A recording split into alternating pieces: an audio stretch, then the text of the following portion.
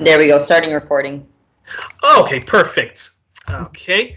Well, hello everyone. Welcome to another edition of 1+1, your place for inconvenient truth-telling and myth-busting. And on this episode, it's another one of our all things Lebanon episode, all things Middle Eastern episode, and we are joined by Julia Kassem. Julia is a Lebanese working journalist, currently working at Al Akhbar, and she has contributed to Press TV, Al Mayadin, Men Press News, Counterpunch, and countless other internationally syndicated platforms and sites. And yeah, we're going to be talking about the current Lebanese state of affairs, Hezbollah, the possibility of a pan-Middle Eastern-esque project, which is hopefully left-wing and secular, that can be formed in Lebanon, and hopefully Lebanon as the model. And yeah, let's get into it. So first off, Ms. Kassem, welcome to the program, and thank you for being my guest. Thank you. Thank you for having me. It's an honor to have you. And now my first question I'd like to ask you, and funny, we were just talking about this off the air, but the first question I'd like to ask you is, how are the rebuilding efforts going in Lebanon following the port blast? How are you and your family and friends and loved ones coping? And what can you tell us about what's happening now to get accountability?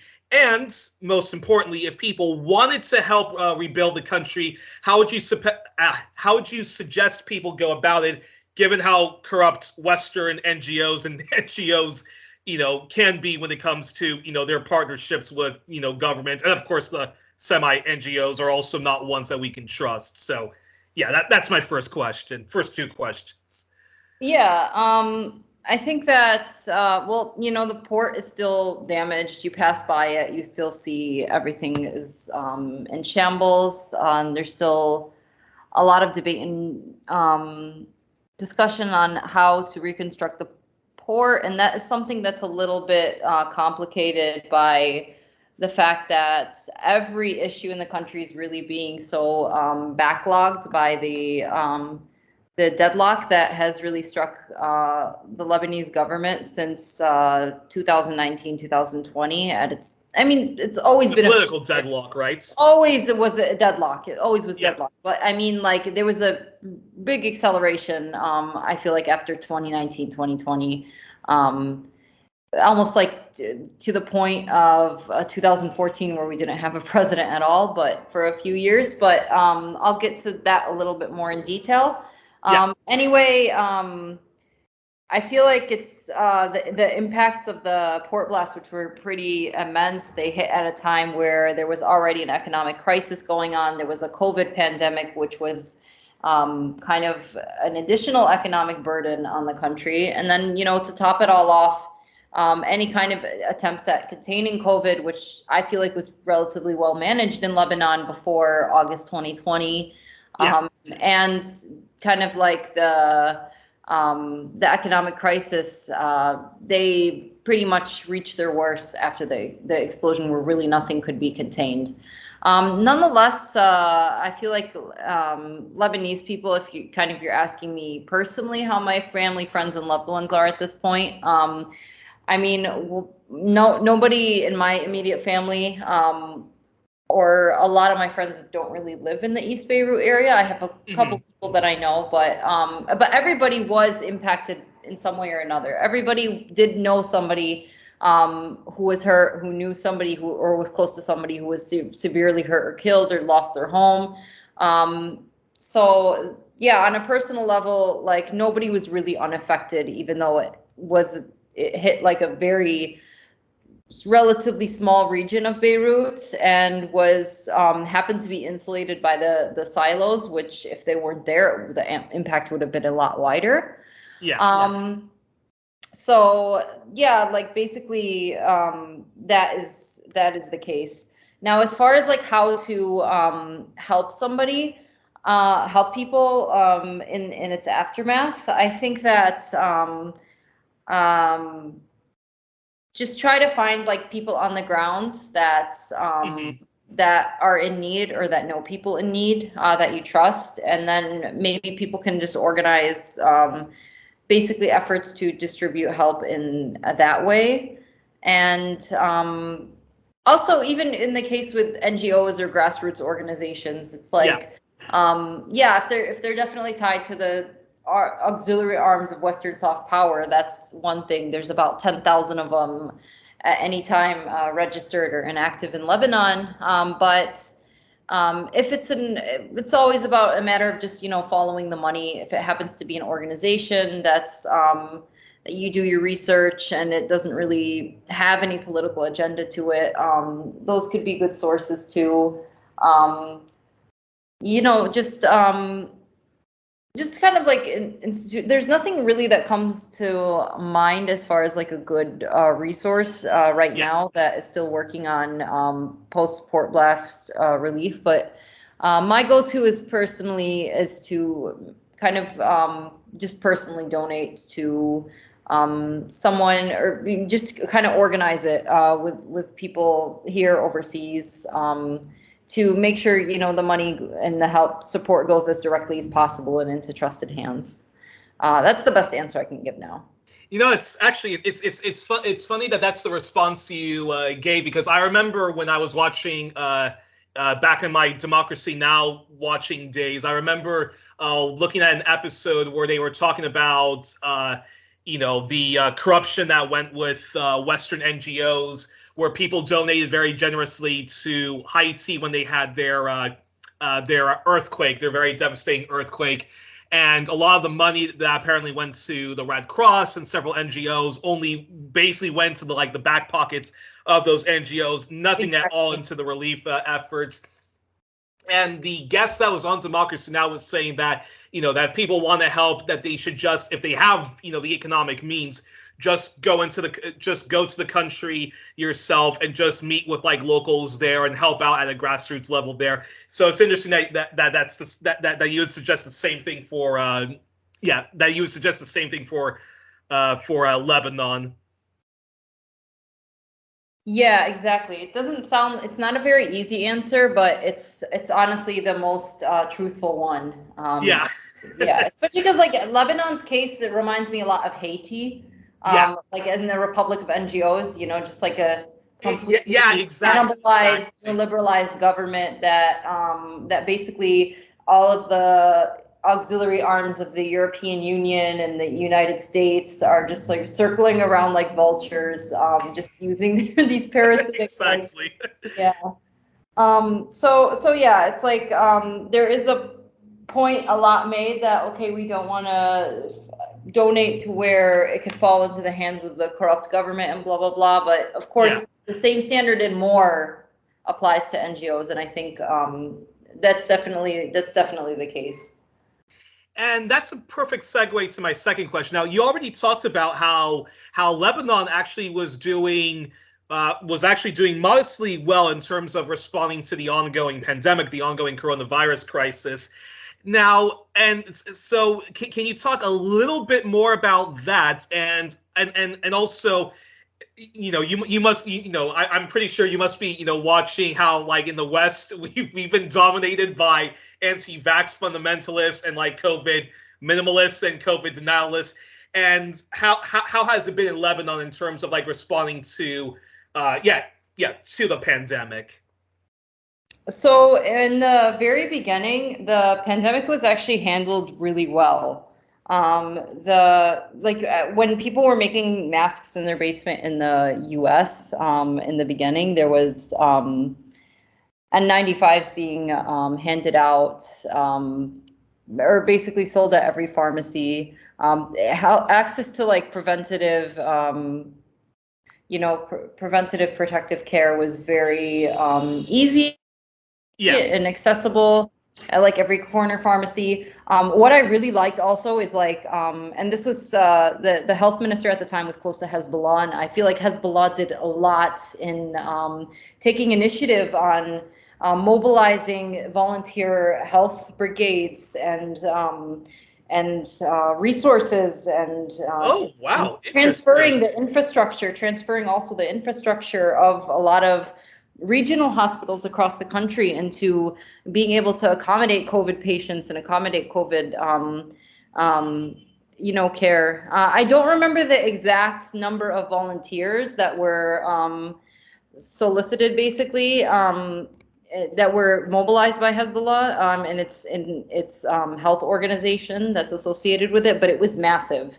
I can't, say for certain because it's been 2 years. I can't remember the exact number, but everywhere in Lebanon, especially in the south, the Bekaa, the southern suburbs, people from volunteers were testing people everywhere, making sure people were protected, had the resources that they need, and I think that it was just. It was also the case that, like I said, a lot of hospitals, whether they were private or public, not all of them, of course, but many of them, especially in the villages, were really well equipped and well supported to take on this pandemic, relatively speaking. And then there was a tracking device that was put on the Ministry of Health's website, where people could really get the details on where COVID cases were found and in which part of the country, and that there was like a detailed tracker and everything. And like everywhere in the global south, though a lot of global south countries, Lebanon included, had better responses than countries like the US did, especially in the beginning. The issue of the vaccines coming a little slow was a reality. So they came a little slow, but nonetheless, they were distributed. The Western vaccines, Moderna and Pfizer.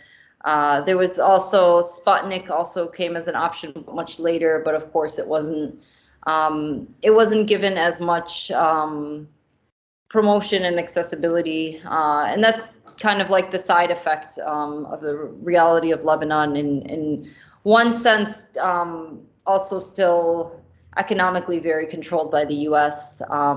Exactly. And that was I noticed with the vaccines, that was kind of like the effect of it.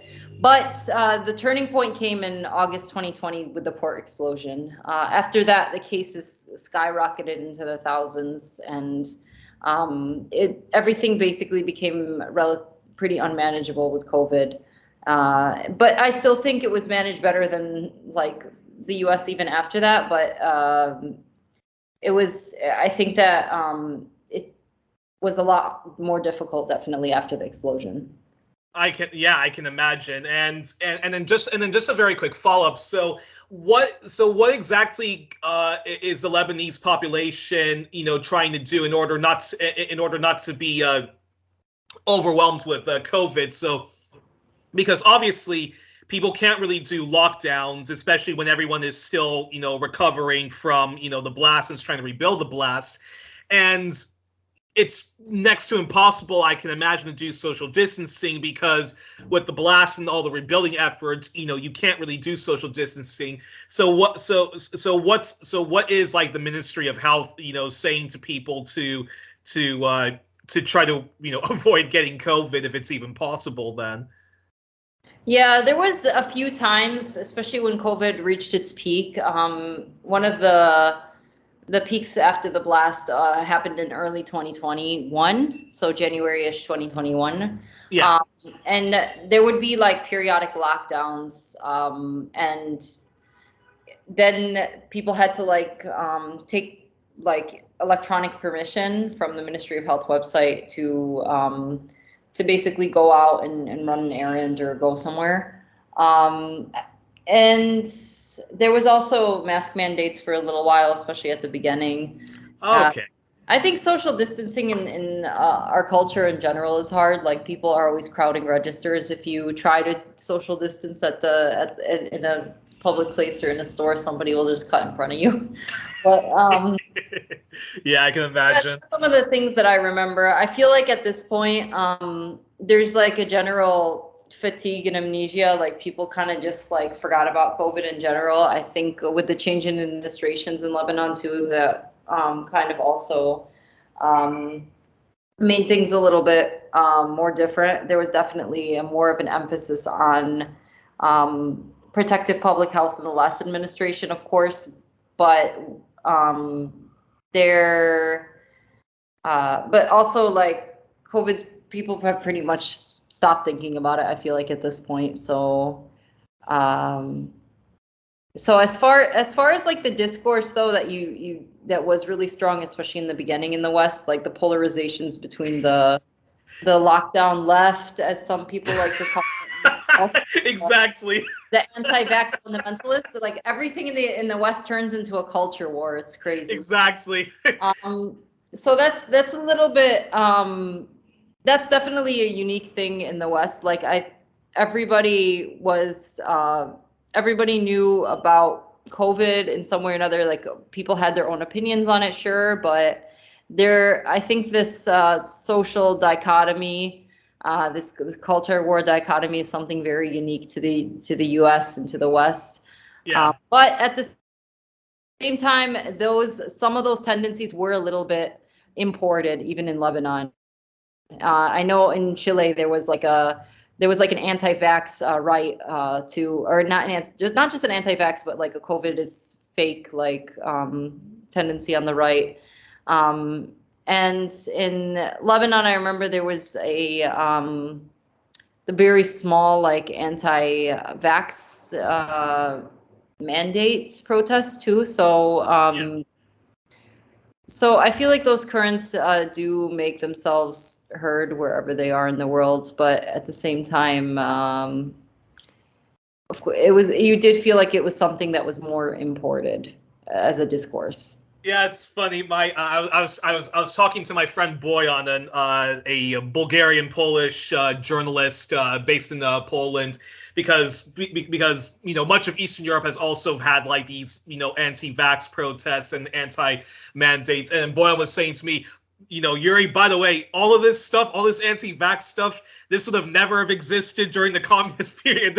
All of this has been exported to us by the West. So unbelievable. Exactly.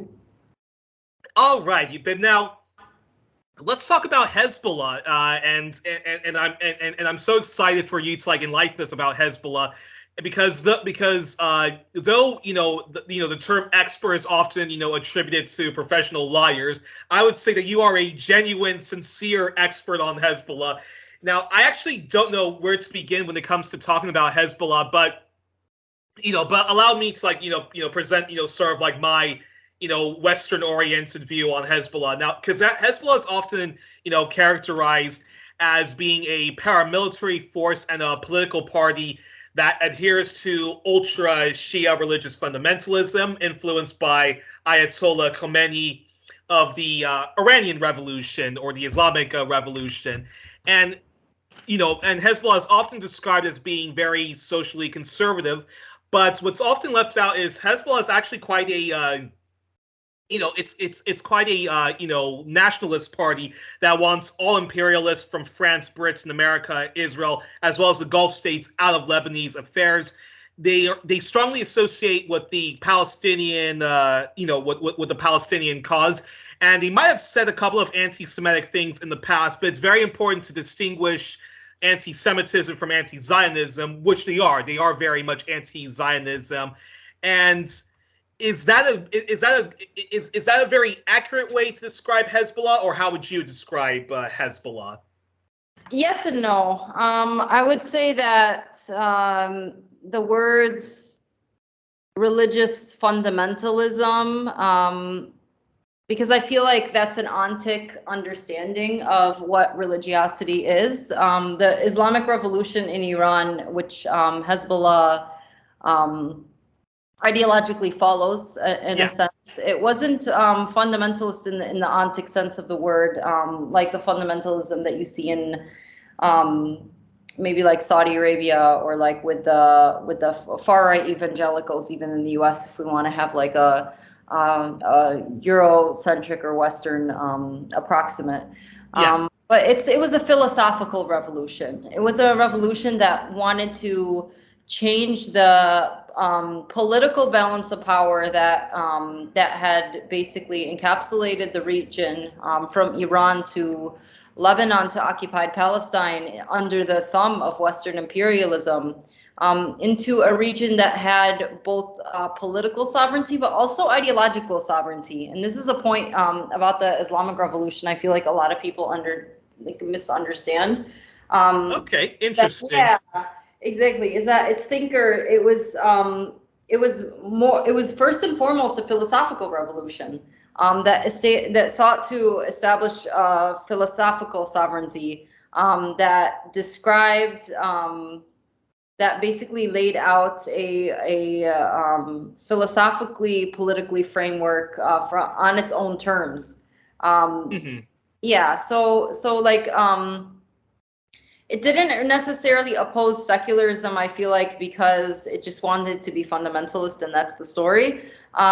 It was that secularism is seen as like an imported discourse, like in the West Asian region, Persian culture, Arab culture, it's very influenced historically by Islam, and Islam is like the epistemological basis for our history, our culture, our political history, and also our historical memory in many senses. So that's what the Islamic Revolution sought to essentially restore, and basically aimed for aspects of material and political sovereignty, which centered and continues to center the liberation of Palestine as its goal, from a philosophical and ethical premise. It says in Surah Al-Ra'd, I mentioned in another interview once, that basically our situation can't change unless we change what it is in themselves. So the philosophical premise is that we change our material situation by, as a movement, as a people, changing our ethical orientation. So it's not really a dogmatic and a hostile kinds of approach to establishing an Islamic milieu, because there's also, at the same time, there's no coercion in religion. And I don't think that Hezbollah wants to come and establish an Islamic state in Lebanon, as some people say. Like, that obviously doesn't go for the will of the majority. And even, Imam Ali said, whatever you believe, the most important thing is that you're just fighting injustice here on earth. And that we get. I forgot what the term was that Hezbollah uses, but basically get all the imperialists, get all the exploiters out of Lebanon, which includes Israel, which includes France and Britain and the United States, right? Yes. Khomeini, in his revolution, he identified the United States as taghut, and I like to liken this to and when I'm talking to leftists, it's like the primary contradiction. Taghut represents the U.S. regime, which is basically the primary global primary contradiction, and basically the figurehead of imperialism. And so this is also this is embodied essentially in Hezbollah's political philosophy, and also recognizing Israel as the regional occupier, and the United States as the major imperialist power, and France and Britain as its almost auxiliary powers in oppressing and occupying the West Asian region and Lebanon. Interesting, and I'll have to have you come back on the program to talk about the Islamic Revolution in Iran, because that's an interesting subject in and of itself, and so we definitely have to revisit that topic. Would love to. And 2 copies of Ali Shariati on my table right now. I'm always revisiting him. Interesting. Yeah. But then going back to Hezbollah, I feel this is a pretty good segue to this question, which is, now, when people are unfortunately learning about the Middle East through corporate state media, as well as getting their information from a lot of junk think tanks and so forth, there's this propaganda that I feel that's deliberately used, which is to confuse and keep people ignorant amongst the different Islamic factions that exist in the Middle East. So what distinguishes Hezbollah from, say, the Muslim Brotherhood of Egypt, the Taliban of Afghanistan or ISIS of Iraq and Syria? Because you mentioned that that a lot of people feel that like if Hezbollah was to win democratically in Lebanon, that Lebanon overnight will become a Shia theocratic state. So explain to us, the distinctions between Hezbollah from, say, Muslim Brotherhood, ISIS, the Taliban, and whatnot. So again, like more fundamentalist, a fundamentalist in the way that we know it. Like I guess you could have a philosophical debate over that word. Strains of Islam, which and these are strains of Sunni Islam in particular, but also you get very distorted strains of any kind of Islam. Yeah. They actually are outgrowths of Western ontic interpretations of Islam that take a literal rather than a rational approach to religion. And I think both, Shia Islam, revolutionary Shia Islam that developed out of Iran in 1979, that Hezbollah follows, and extremist Wahhabism.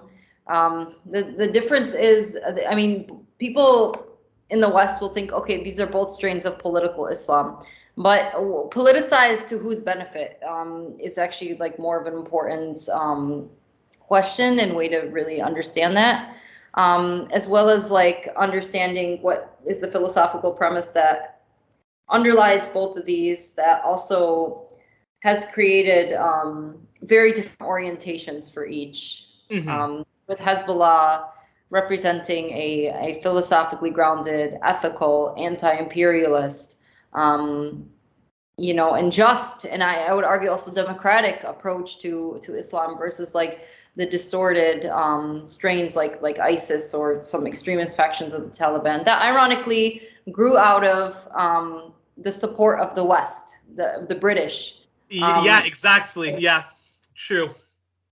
Exactly. The British supported a lot of these factions, whether it was the Muslim Brotherhood after 1953, the Taliban, and the in the U.S. too, or ISIS even, in order to impose a reactionary current on these countries that would make it easier to invade, extract from, benefit from, in a kind of just a parasitic imperialist way. And what was I going to say? Hold on. Yeah, I mean, they one thing I was going to mention that's yes. It's a little bit ironic and interesting is almost like the roots of the Muslim Brotherhood. So remember what I was talking a little bit a while ago about the political Islam and Khomeini's vision, wanting to present itself as an alternative to secularism, not because secularism is like the freedom of people to choose how they want to be in society or whatever is inherently bad, but because secularism was, and secular ideologies were seen as like imported from the European post-Enlightenment framework essentially. So ironically and interestingly enough, the origins of the Muslim Brotherhood, and it was clear after the 50s, after the rise of Nasser, they were supported and distorted by the British and by the Sauds in order to kind of fight the anti-imperialist current of Arab nationalism that was strong and present at the time, from the 50s to maybe early 70s at its strongest. But the origins of the Muslim Brotherhood did have an anti-colonial strain to it, and like thinkers like Hassan Banna and even Sayyid al-Qutb were the inspirations for Khomeini in the sense of seeing the anti-colonialism as every bit of an epistemological and ethical and an identity-based struggle, as well as like a material land-based one and political one. So there was Nawaf Safawi, which was an Iranian thinker directly influenced by a lot of like the early Muslim Brotherhood thinkers, and a lot of like the early Muslim Brotherhood thinkers and Khomeini himself drew some of their inspiration from Jamal al-Din al-Madin Afghani. I can't remember exactly his name, but he was an Afghani thinker from even before the Muslim Brotherhood's time slightly, but basically my point is there's a little bit of a philosophical strain that ironically draws that the Muslim Brotherhood also shares a little bit with the Khomeini strain in history. But you know, it's important to remember that the imperialist powers that basically wanted to turn that wanted to distort Islam in order to make it a convenient and reactionary political tool rather than the liberatory tool that, you know, we saw it was after the liberatory force that we saw it was after 1979. Basically produced what the strain of Islam that you were referencing just a little bit ago, the ISIS, Taliban, and contemporary Muslim Brotherhood strain. So that's it in kind of a lowdown. It's interesting because and you know the reason why I asked that was because I know that Hezbollah actually fought for, or is still currently fighting against ISIS in Syria, and ISIS even attacked Lebanon very early in the Western Gulf Israeli-backed war, yes, to try to oust President Assad, who is who is secular and and non-sectarian, and so. But I wanted to then, a follow up to what you were saying about the Islamic Revolution, and and why they were opposed to the kind of secularism that existed in Iran at the time. And is it safe to say that the Islamic revolutionaries of Iran, that they had sort of a more left-oriented approach to Islam, because the Shah, yes, he was, because the Shah, who was very much pro-Western and very much secular, because if I understand correctly, there was a huge gap between the rich and the poor in Iran before the Islamic Revolution. Ayatollah Khomeini wanted to address that, and also because secularism was you said that secularism was sort of seen as Western oriented approach. Did a lot of people just just think of secularism as being part of what we know as a liberal democracy, in which the free market is a major feature of that? Yes, exactly. So there's an IRGC thinker. But basically, secularism does have a liberalizing current in our region politically, and that in Iran, this is that's how it's understood in the Islamic epistemology. Not because Shiism is inherently more left, because terms like left, secular, right, conservative, these come out of historically the Western canon. Like post-French Revolution, post-Enlightenment canon. So it's a little bit awkward to try to kind of cut and paste and essentialize Islam into this. But there is definitely the philosophical framework of the Islamic Revolution and the Islam that's institutionalized in Iran that finds solidarity with the left worldwide, yes, because on the shared premise of fighting oppression, of resisting the distortions to Islam made in service and inclination to imperialism. And it's not something that was invented by Ayatollah Khomeini. There's textual evidence in the Quran that shows this.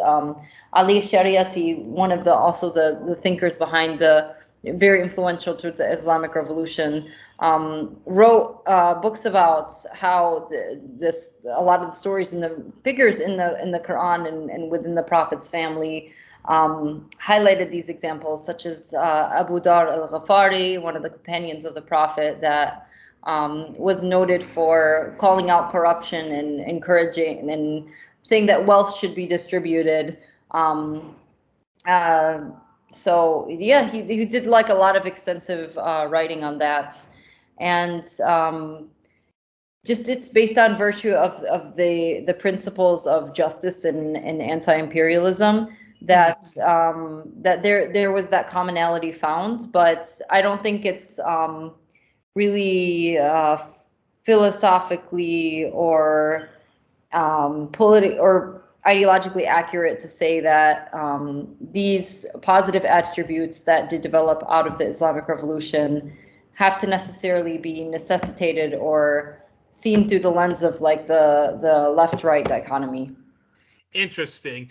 And that's a perfect segue then to this question, which is why are so many people who aren't of the Shia conservatism of Hezbollah, who are of different religious sects, and some who are even secular in Lebanon, why do so many of them support Hezbollah's actions when it comes to Israel, defending the secular government of Assad in Syria against the Western Gulf Turkish Israeli forces, and yeah, just in general, why is there a lot of popular appeal amongst all Lebanese when it comes to Hezbollah?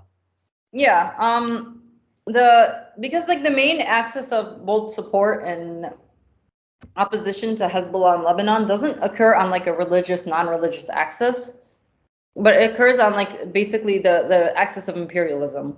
Yeah. So basically those that that have seen and have trusted and have believed and been impressed with Hezbollah's successful and honest commitment to fighting imperialism, whether it was Israeli imperialism or the auxiliary imperialism of ISIS in Syria,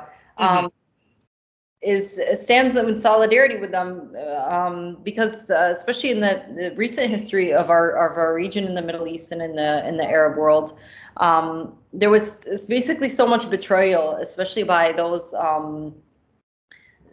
many traditional Arab regimes that have said that said that they were with the Palestinian cause, said that they were Arabs, but now you can see 50 years later, a lot of them normalizing, the first to normalize with Israel. So it's Hezbollah's honest commitment to sticking with the principles of fighting for the sovereignty of everybody that makes it such a popular movement, regardless of personal denomination or ideological conviction.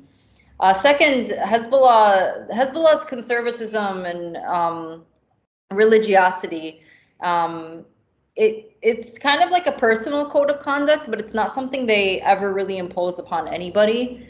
Interesting. Yeah, in like a quote unquote Hezbollah area, like whether you can have a beer on the southern beach, you could dress however you want to a restaurant in Dahia. Like Hezbollah doesn't coerce. Like actually, there's more coercion. Like the ABC Mall and Ashrafia incident. I don't know if you heard about that. There's oh, do explain. Yeah, in a few months ago, there was a woman in a hijab that was basically fired from her job in Ashrafia at the ABC Mall because of her hijab. So there's more coercion within quote unquote the secular and free segments of society in Lebanon. the sort of liberal bigotry in the Hezbollah milieu.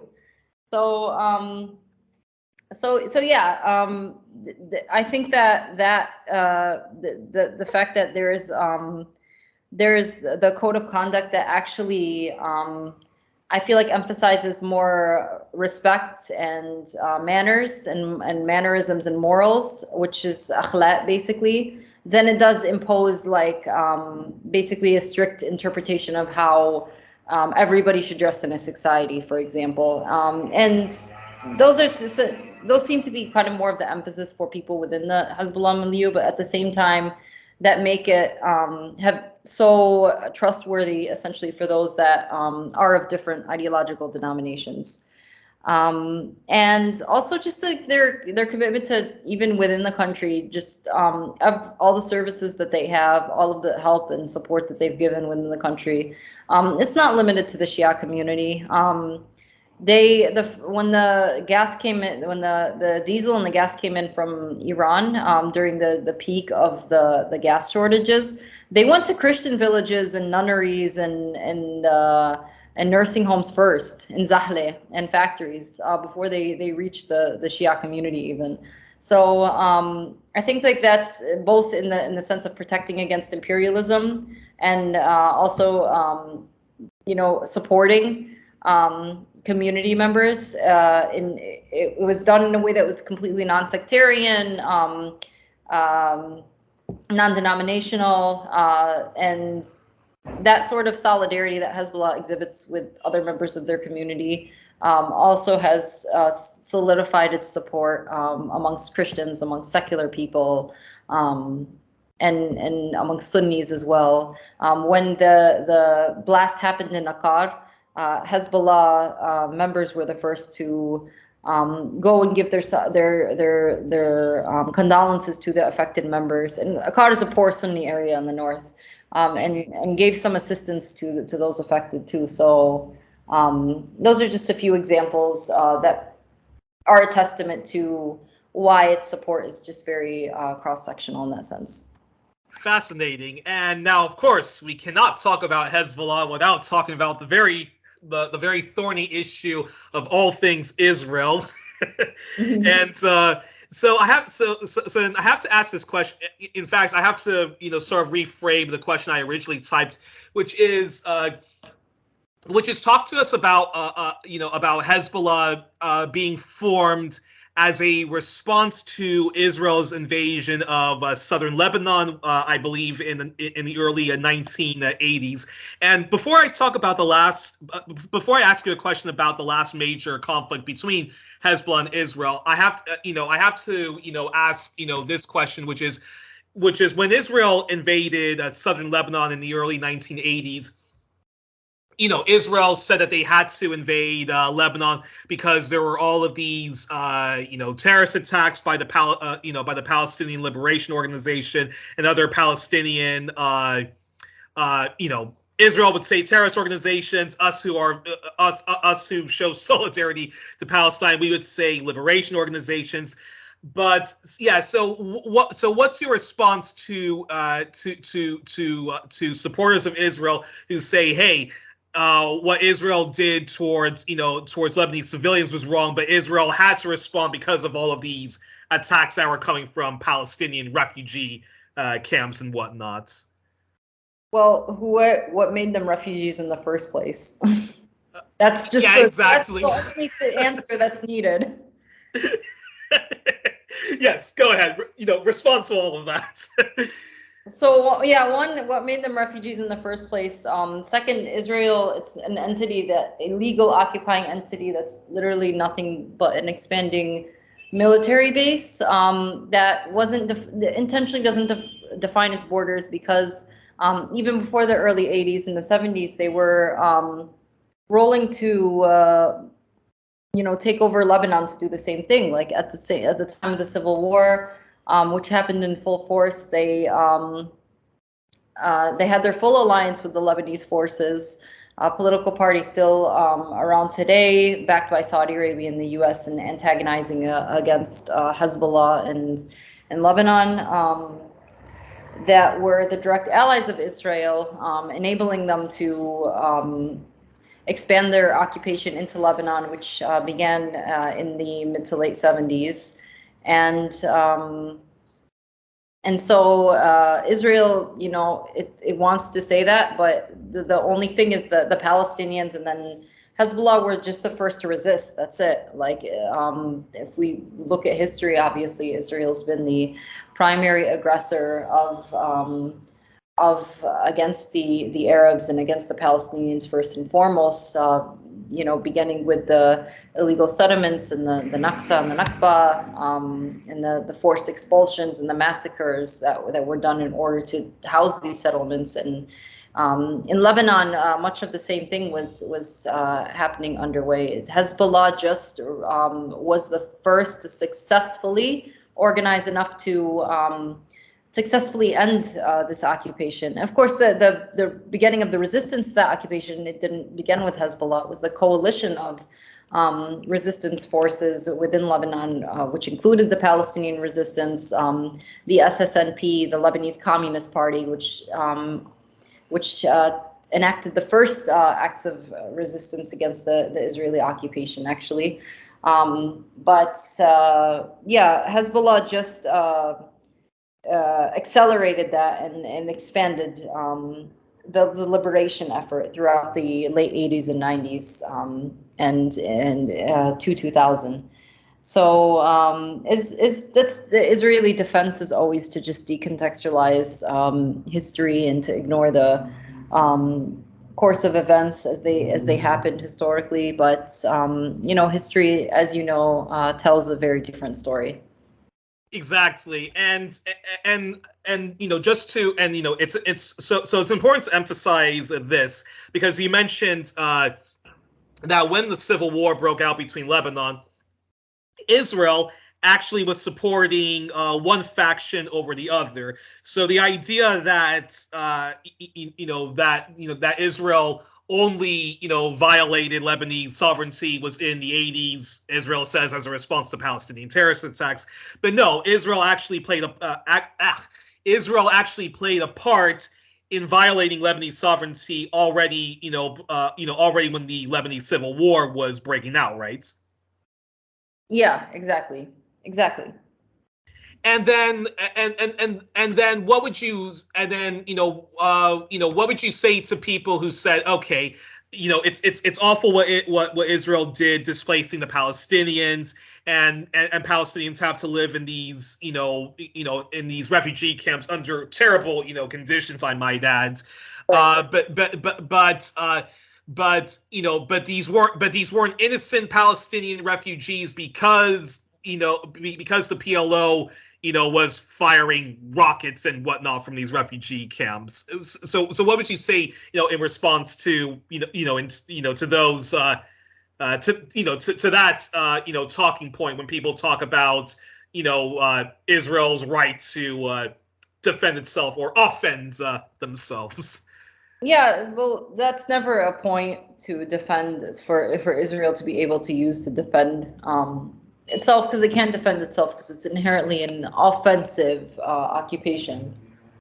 The power dynamics themselves just show that the Palestinians have a right to resist to defend their lands, and that the Palestinian Liberation Organization and the PFLP and the efforts of organized Palestinian resistance that came out of that, obviously in the context of history and of the mere fact of the power dynamics, are only responding to an ongoing occupation that continued its campaigns of killing and displacing and theft and colonialism in order to sustain itself. But there is a point to be made that, especially around the 80s, Yeah. that the Palestinian Liberation Organization and its presence in Lebanon became a little bit disorganized, a little bit chaotic, and there was a lot of kind of mistrust, both between Syria and the PLO, and within even with the PFLP and certain factions of the Palestinian resistance, for example, because of a lot of like the mistakes that were made, from the PLO, from its leadership, a lot of traitors, a lot of kind of Palestinians that were fighting in Lebanon in kind of just like a very chaotic way. And it was the context of the Civil War. Like everybody was just, people weren't on their best decorum, really. Everybody was kind of killing everybody. The whole country was kind of a battlefield. People's homes became bases. So it was just a chaotic situation overall. And a lot of like the mistakes that came out of like the PLO in Lebanon, they kind of led to the formation of the Lebanese Islamic resistance, which began actually with Amal in 1975. once Musa Sadr disappeared in 1978, then a few years later, became actualized in Hezbollah, basically came to continue the path of resistance against Israeli occupation in Lebanon, and the liberation of Palestine eventually. But also came in attempts to basically kind of correct a lot of like those internal contradictions and mess that came amidst the Palestinian leadership, amidst the different Lebanese factions, and amidst the chaotic relationship between Syria and all these different factions, for example. So it wasn't easy at first. Like, of course, Hezbollah was in its beginning caught up in the same kind of internal fighting that any faction in Lebanon was. But it's also important to remember that the same kind of justifications that Israel uses to continue its occupation, the excuses it's made against the Palestinians, were the same that it has recycled and replayed against Lebanon, against Hezbollah in 2006 and before 2000 as well. Like, they're shooting from here, and they're using their own, they're using hospitals as human shields. Well, they're defending their communities directly. Like, where do you expect them to fight? Yeah. So it's kind of much of the same story, I would say. And is it safe to say that Israel, that Israel would attack Lebanon in the 1980s? Was Israel basically attacking any Palestinian any Palestinian / Lebanese force that basically just did not want to ally itself with the West, which of course Israel's a partner in crime to the Western powers. So geez, I can't talk today. Western powers that be. Yeah, what Israel did with both the Palestinians and the Lebanese was, try to take in traitors and informants, try to identify who their compradors were and use them basically to advance its goals in its occupation. The most organized compradors in Lebanon, for example, being the Lebanese forces at the time and in the present. Basically, it was attacking and targeting people that were actively resisting and actively had positioned themselves against Zionism and imperialism. And that's a perfect segue then to the last conflict, which broke out, I think, in 2006, right? Yeah. So the last major conflicts that broke out between Israel and Lebanon, or more specifically Israel and Hezbollah, was 2006 under the guise that an Israeli soldier was kidnapped by Hezbollah, and Israel responded, again attacking southern Lebanon. I don't know what is wrong with me today. Southern Lebanon, invading again, and so yes, and so the soldier, the POW was killed many years later. But Israel's attacks on Lebanon actually unified Lebanon and folks across the region. And now, again, here's the Israeli point of view and the point of view of the West. Now, they would say, didn't Hezbollah unnecessarily provoke Israel into a response in which many civilians of Lebanon were needlessly killed? And did they really have to slay this this Israeli POW? What would your response be through the research you've done, the journalism you've done, and whatnot? I mean, there's a very, very clear stance, and it's something that just I think should be very obvious. Israeli soldiers came in to occupy Lebanon, to breach the Lebanese border, doing what they do best and what they only do throughout history. So Hezbollah responded by saying that this is a red line, we're not going to tolerate this. Did Hezbollah know that this was going to precipitate into a 33-day war? No. Nasrallah himself said that if I knew that this would create the the death and destruction that came, we wouldn't have even done that. Like, of course, they would have not tolerated any advance of an Israeli encroachment onto Lebanon. But and you can see, like, now, especially in the last 2 years, with the recent Israeli provocations against Lebanon, such as like the drones flying overhead, and some of the provocations at the border, especially those that occurred in like late summer 2019. Hezbollah doesn't reactively, react to those kinds of provocations because it doesn't want to be doesn't want to be reacting into something that Israel is desperately trying to reel it into. So at the time, in 2006, the context was very different, and Israel did not know or understand the military capabilities of Hezbollah, which it unfortunately discovered and regretted immediately what it provoked after 2006. Because not only did it realize that Hezbollah was way stronger than it, but it also, like you said, it unified the whole Arab world against Israel. So they had to move to Plan B, Syria, after that, which was a campaign to I think more than just destroy the supply line going to Hezbollah, which was their pretext and their aim, so to speak. It was more aimed at creating fissures and internal contradictions between different segments of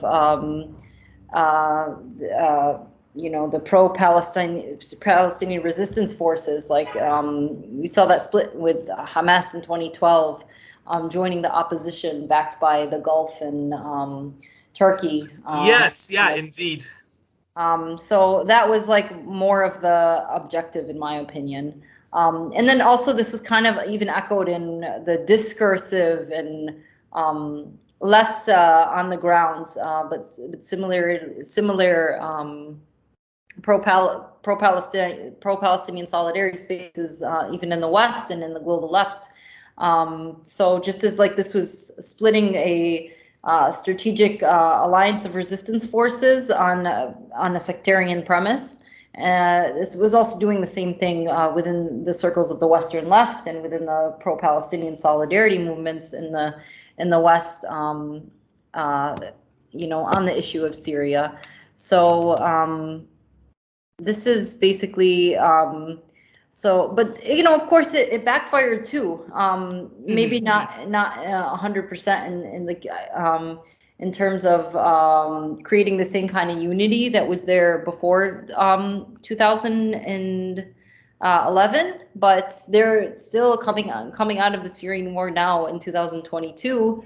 3 to 4 years after the most of it winded down. Now all Palestinian factions of the Palestinian resistance, which was solidified last year in the Safe of Quds operation, was that all sectors and segments of the Palestinian resistance are united and have outrightly declared their allegiance with Iran. And alongside the other factions of the resistance axis, which include Hezbollah, Yemen's Ansar Allah, and Iraq's Hashd al-Shaabi. So it essentially it's backfiring again, and Israel is terrified to see the resistance growing more unified and more strong, especially in the face of any kind of challenges in the United States tries to put before it.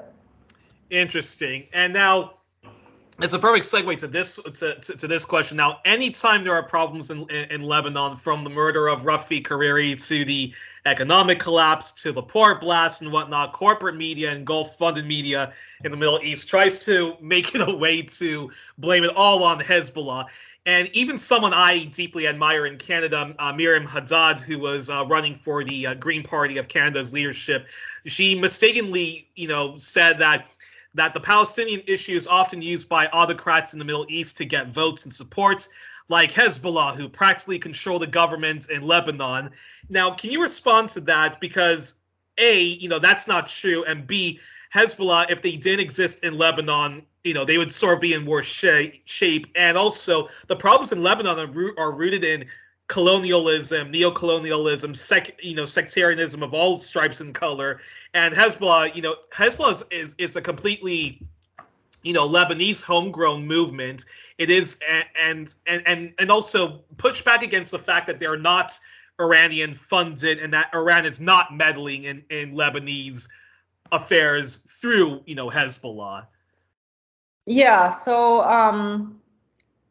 I've seen this point come up with some diaspora people in the West, like, oh, those Hezbollah crazies back home, they're just using this Palestinian issue to just get more votes. But it's like, it contradicts reality. Go to the Palestinian resistance. Ask people in the camps in Palestine and Lebanon, and see what 80% of them at least will tell you if they're really just using their cause to get more votes.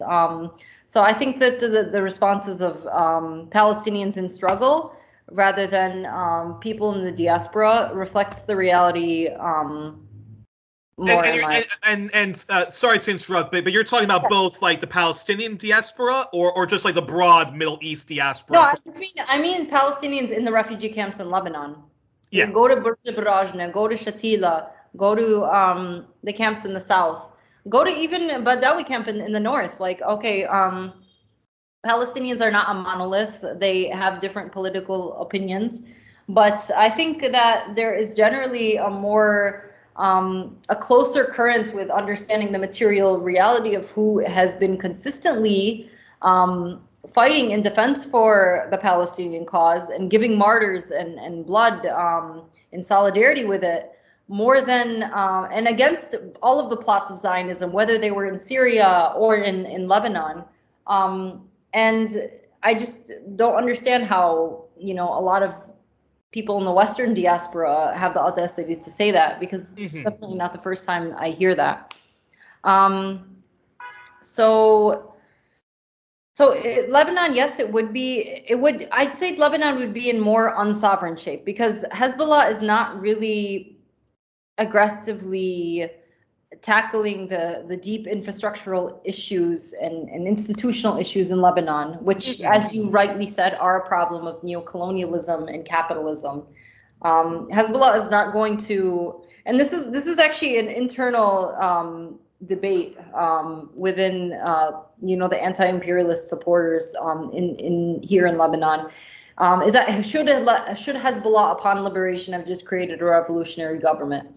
Well, in the Islamic epistemology, you can't enforce or force people to adopt a government without your consent over it. So Hezbollah in political manners, it only at this point, until the primary regional contradiction of the imperialist occupation of Palestine is solved, which is basically the liberation of Palestine. It's not really going to interfere too much in the domestic political affairs that don't concern resistance. Like, yes, Hezbollah has created social services, it's involved itself politically, but only to the extent that it has been able to push back against the attempts by the West and their proxies or their allies in Lebanon to disarm the resistance post-2000. So it became involved more into government after 2000 just to protect this right. But other than that, Hezbollah, I will even admit, they're not too concerned with fixing all of the institutional and infrastructural and political and economic problems of Lebanon. But at the same time, that kind of pushes back against the accusation that Hezbollah controls things in Lebanon. Interesting. They do have the upper hand of force and potential force, which they don't really enforce in the country. It's only, it's preparation for, resistance against Israel and imperialist occupation and whatnot. But it's Hezbollah does not sit there and meddle or, you know, become overly involved with domestic affairs that it feels like it doesn't have a direct basically permission to take control over. Yeah, and the fact of the matter is you know, I was quite surprised when Miss Haddad said that, and I remember you know interviewing you know, my good friend Eve Engler, Canadian historian and anti-imperialist activist, and I was I was saying to him that, you know, Hezbollah, you know, first of all, whatever seats that they do have in Lebanese parliament, they're elected, but they simply just don't have. They're not these like puppet masters that are doing all of these things behind the scenes. And a lot because because anyone who just examines Lebanese politics or knows Lebanese politics 101 knows that that because of the sectarianism, which is a hangover from French colonialism and whatnot. It's like who has the infrastructural institutional control over Lebanon, and also even within the recent parliamentary majority, that's like Hezbollah's allies, not just Hezbollah. So oftentimes what you'll see, and this goes back to like your point you just said about sectarianism and the factionalism, is that, which I think is more of a split that is confessionalist, yes, but also like a imperialist versus anti-imperialist problem. Yeah. But I think that like even with Hezbollah recently having its allies increase in parliament, this is not solved the infrastructural issues. Like it doesn't agree with its allies on these points 100%, like on the issues of corruption, on the issues of like social and economic points. Only on the issue, it's built its alliances literally only to protect its right to defend itself and its right to defend Lebanon. This is a point of commonality that it was able to make with Amal in 2006 and the Free Patriotic Movement in 2006, which now formed like a significant number of seats that have constituted the pro-Hezbollah parliamentary majority. But this doesn't necessarily mean that the infrastructural, institutional aspects of the country are going to change, which are overwhelmingly within the hands and within the control and under the watch of the U.S. Yeah. Interesting. And I'm almost done. And just, my last three questions, this question I'm really excited to ask you, which is, when it comes to radically... have time because I have to go in a bit. So maybe if we can wrap up in 5 minutes, that would be great. Okay, sure. All right, then very briefly, I'll try to combine these two questions, which is this: when it comes to radically changing the Middle East and the Muslim world and ridding it of Western imperialism and the constant divide and conquers, doesn't what the Middle East needs, particularly a place like Lebanon, is a pan-Middle Easternist movement, which is secular, left-wing, unites all Muslims, Christian folks, Jewish folk, Kurds, Yazidis, Druze, Arabs, and even North Africans. That don't we need a sort of a pan-Middle Easternist secular left project, as opposed to pan-Arabism to unite Middle Easterners and similar, nations to get rid of whatever materially ensures the sovereignty and liberation of the peoples of this region is what's right. I don't like to start at the ideological level because I think that people can get very philosophical and very opinionated, but I like to start at the material level. I like to start what materially has ensured people's sovereignty, has consistently harmonized people of this region. That begins with a historically materialist understanding rather than an idealistic one. So, in that same vein, I'm not going to answer the question in the ideological sense of saying like what do I prefer. Because it's history tells that, and history consistently is telling and revealing what has been basically the forces in history and over time that have ensured and enabled this reality. Then, very last question. Apart from Hezbollah, which has that sort, which, as you mentioned, has that wide appeal, can you what about these other two Lebanese political parties, like the very small, Lebanese Communist Party, or citizens within the state? And I've had a member of theirs, Rania Masri, on the program. Could they also be a model for where Lebanese and the Middle East could have this sort of pan-Middle Easternist thing? Or no opinion, but at the moment it's obvious that Hezbollah sort of kind of fits that definition that you were talking about in your. Yeah, curious your thoughts.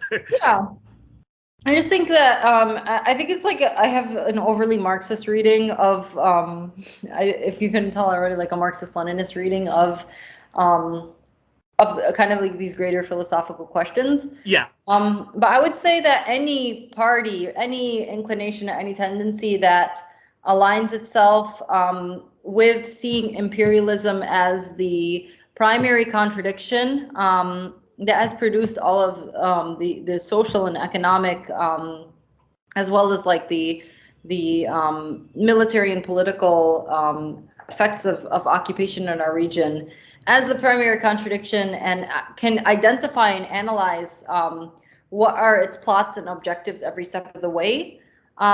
Any of those can be in alliance with Hezbollah and with the true material forces of anti-imperialism that transcend just a discursive level of anti-imperialism.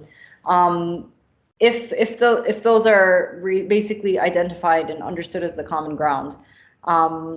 So I think that there's potential for any of them to really do so. Like, I think if we want to give the Communist Party as an example, during the last 2 years, it's kind of evident there are many members that stand in solidarity with Hezbollah, that have fought with Hezbollah against also the terrorists coming in from Syria. But then there's also a current that kind of represents the more of the leadership tendency now, I feel like, that kind of wants to ally itself with a more civil society orientation that doesn't really, that sees more of domestic social problems as like almost kind of divorces them from the problem of imperialism, and has grown to oppose Hezbollah in this sense. Yeah. But